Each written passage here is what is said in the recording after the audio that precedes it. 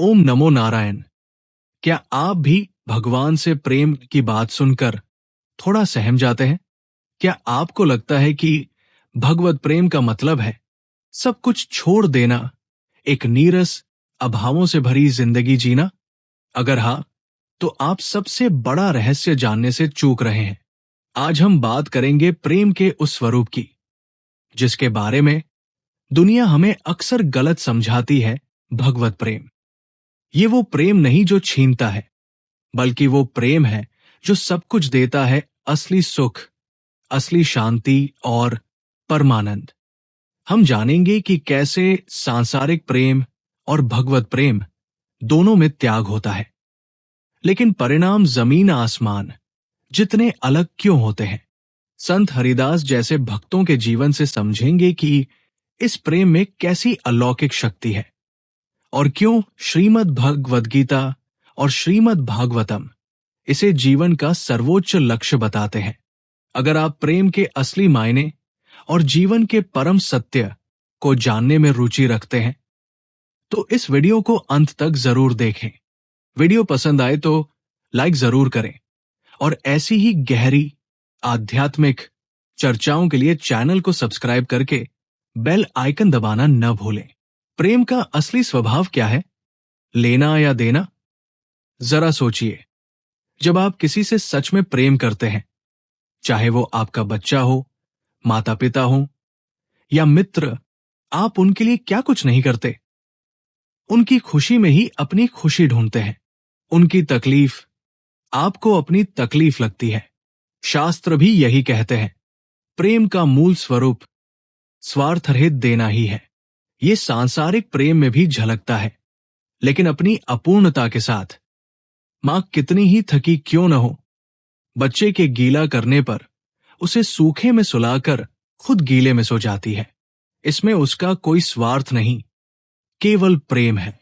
अब इसी प्रेम को जब भगवान की ओर मोड़ दिया जाता है, तो ये भगवत प्रेम बन जाता है। इसकी पराकाष्ठा देखिए संत हरिदास जी के जीवन में। कुछ दुष्टों ने उन्हें रास्ते में पकड़ लिया और पीटना शुरू कर दिया। वो मारते जाते और कहते जाते, ले अब हरि नाम। बड़ा भक्त बनता है। संत हरिदास जी ने क्या सोचा? उन्होंने सोचा, अरे ये मुझे मार रहे हैं और इनके मुख से मेरे प्रभु का नाम निकल रहा है। वाह, मेरी मार खाने से भी मेरे हरि का नाम लिया जा रहा है। वो उन दुष्टों से कहने लगे, भैया और मारो, हरि हरि हरि और मारो। ये है भगवत प्रेम की शक्ति, जहां भक्त अपने इष्ट के सुख के लिए, उनके नाम के लिए कष्ट सहने में भी आनंद का अनुभव करता है। उसे पता है कि उसका प्रेम पात्र, उसका भगवान सब देख रहा है और इसी में उसका कल्याण है। प्रेम चाहे सांसारिक हो या भगवत, दोनों में सहनशीलता और त्याग स्वाभाविक रूप से आ जाते हैं। एक विषयी पुरुष या सांसारिक भोगों में लिप्त व्यक्ति को देखिए। वो अपने किसी प्रियजन के लिए या किसी सांसारिक वस्तु जैसे धन, पद या वासना के लिए क्या क्या नहीं त्यागता। वो अपने कुल की मर्यादा, पिता की संपत्ति, दिन का चैन, रात की नींद, भूख प्यास, सब कुछ भूलकर अपने लक्ष्य के पीछे भागता है। वो भी तो त्याग कर रहा है। वही दूसरी ओर एक भगवत प्रेमी है। वो भगवान के लिए संसार के क्षणिक सुखों का त्याग करता है।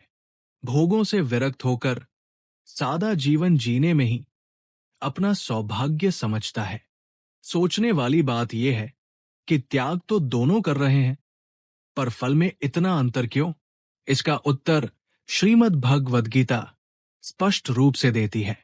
विषयी पुरुष जिन सांसारिक सुखों के पीछे भागता है, वो इंद्रिय और विषयों के संयोग से उत्पन्न होते हैं और अंततः दुख के ही कारण बनते हैं। गीता में कहा है, यही संस्पर्शजा भोगा दुःख्योने एवते। उसे जो कुछ थोड़ा बहुत भोग मिलता भी है, वो क्षणिक होता है और मृत्यु अंत में उससे वो सब बलपूर्वक छीन लेती है। उसका सारा त्याग व्यर्थ चला जाता है। लेकिन भगवत प्रेमी का त्याग ऐसा नहीं है। वो क्षणिक सुखों का त्याग करके शाश्वत आनंद की ओर बढ़ता है। भगवत प्रेमी का त्याग उसे बंधन में नहीं डालता, बल्कि उसे जन्म मृत्यु के चक्र से मुक्त कर मोक्ष और परमानंद की प्राप्ति कराता है। भगवत प्रेम और भक्ति मार्ग पर ऐसी ही गहरी चर्चाओं के लिए हमारे चैनल को सब्सक्राइब करना न भूलें। ओम नारायण नारायण।